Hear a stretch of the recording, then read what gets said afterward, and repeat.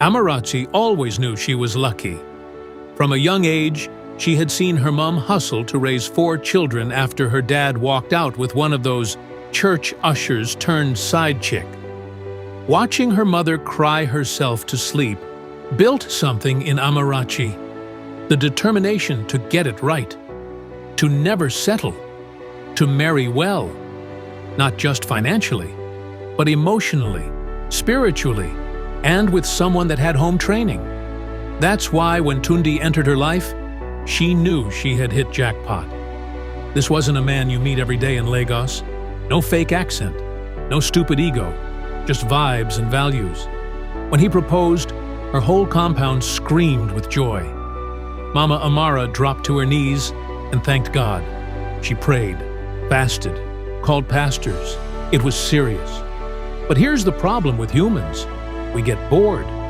We get curious. And sometimes we mistake unfinished emotional wounds as unresolved love. That's what Desmond was. A walking, talking wound in Amarachi's life that she never treated properly. She didn't heal. She just covered it with makeup and Instagram quotes. Desmond had once been her world, her ride or die back when she didn't know she deserved better. He was her NYSC sweetheart, the guy that gave her butterflies and heartbreak in equal measure. He loved, bombed her, cheated, lied, borrowed money, and disappeared. But because they had history, she always carried a little guilt for moving on. So when that text came, it wasn't just a message. It was temptation wrapped in fake closure. She went to see him. Even as she Ubered there, her stomach was twisting. Her conscience was dragging her by the throat, but her pride kept whispering, "You're stronger now. You're in control. You just want to show him you're better without him." Desmond, the smooth bastard, knew exactly what he was doing. He didn't need closure. He needed ego boost. And Amarachi gave it to him. That day didn't just ruin her wedding. It ripped open all the trauma she buried. She cried for days after Tundi walked away. She sent long messages, called him, even involved her pastor. Nothing worked. And then came the real punishment.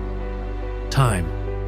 A month after the cancelled wedding, she heard Tunde got a job offer in Ontario and had accepted. 2 months later, he was engaged again to a pharmacist he met in church. By the 6th month, he was married.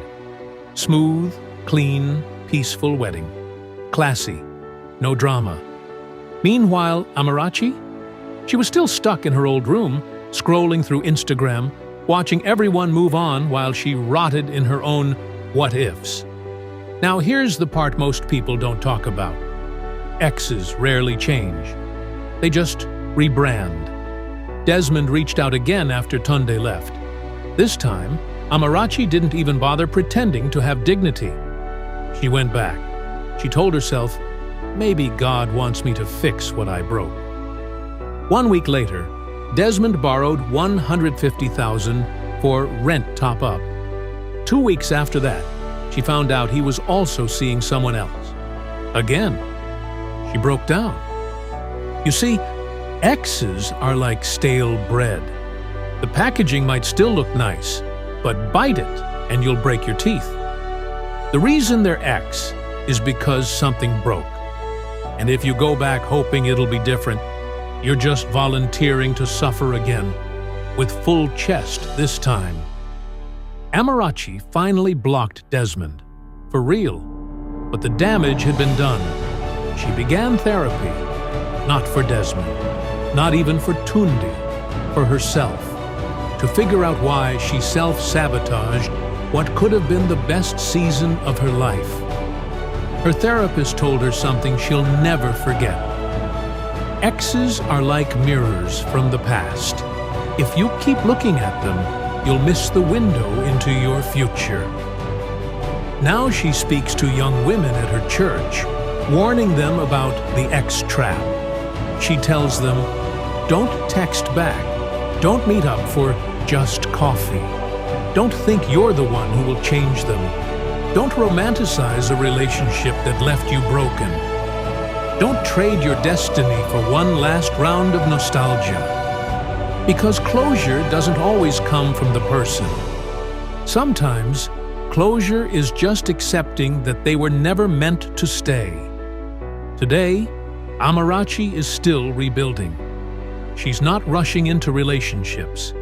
She's working, saving, learning to love herself again.